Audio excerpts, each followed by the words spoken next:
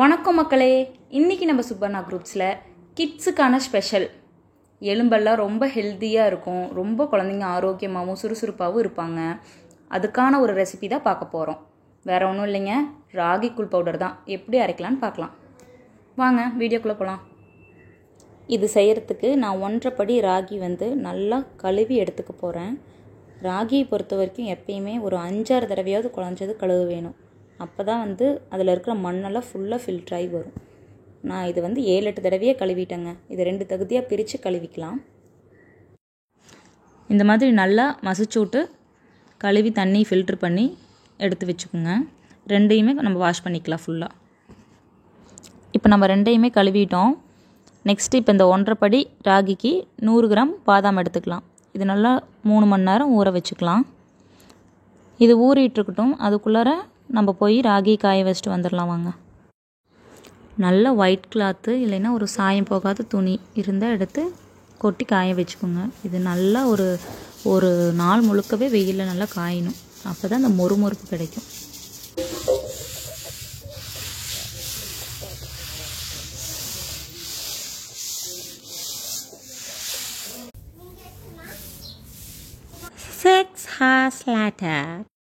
பாதாம் நல்லா ஊறியிருக்குங்க. நம்ம தோல் உரித்து எடுத்துக்கலாம்.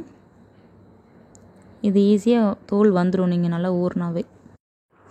இப்போ நம்ம கடாய் ஹீட் ஆனோன்னே இந்த தோல் உரித்த பாதாமை போட்டு ஓரளவுக்கு பொன்னிறமாக 3 to 5 minutes ஒரு லோ ஃப்ளேமில் 100 கிராம் முந்திரி, இந்த 100 கிராம் பாதாம், இது ரெண்டையும் நல்லா வறுத்து எடுத்துக்கலாம். அப்போ தான் நமக்கு அந்த ஈரத்தன்மையில் போகும். நமக்கு பவுடரை அடைச்சோம்னாலும் சீக்கிரம் அந்த ஈரப்பதம் வராது. நல்லா பொன்னிறமாக லோ ஃப்ளேம்லேயே வறுத்தெடுத்து ஆற வச்சுக்கோங்க. இப்போது ஈவினிங் பக்கம் ஆயிடுச்சு. ராகியும் நல்லா மொறுமொறுன்னு காஞ்சிருச்சு. இது கூடவே நம்ம முந்திரி பாதாமையும் கொட்டி அரைச்சிக்கலாம். நல்லா கிறிஸ்பியாக மொறுமொறுன்னு ஆகணும். அது வரைக்கும் நல்லா காயணும். அப்போ தான் சீக்கிரம் மாவு கெடு போகாது. அரைச்சிட்டு வந்துடலாம். 2 to 3 தடவை அரைச்சிக்கோங்க. அப்போ தான் நல்லா ஃபைன் பவுடராக கிடைக்கும். கூழ் காய்ச்சறதுக்கும் நல்லாயிருக்கும். தேவைப்படும் போது ஏலக்காய் தட்டி போட்டு அப்போதைக்கு ஃப்ரெஷ்ஷாக கூழ் காய்ச்சிக்கோங்க. அதுதான் நல்லா வாசனையாக இருக்கும். மாவை நல்லா ஆற வச்சு அதுக்கப்புறம் மூடி வச்சுக்கோங்க. அப்போ தான் செல்லு பூச்சிலாம் வராது. நம்ம சேனல் உங்களுக்கு பிடிச்சிருந்ததுன்னா லைக் பண்ணுங்கள், ஷேர் பண்ணுங்கள், கமெண்ட் பண்ணுங்கள். மறக்காமல் சுபர்ணா குரூப்ஸை சப்ஸ்கிரைப் பண்ணிடுங்க.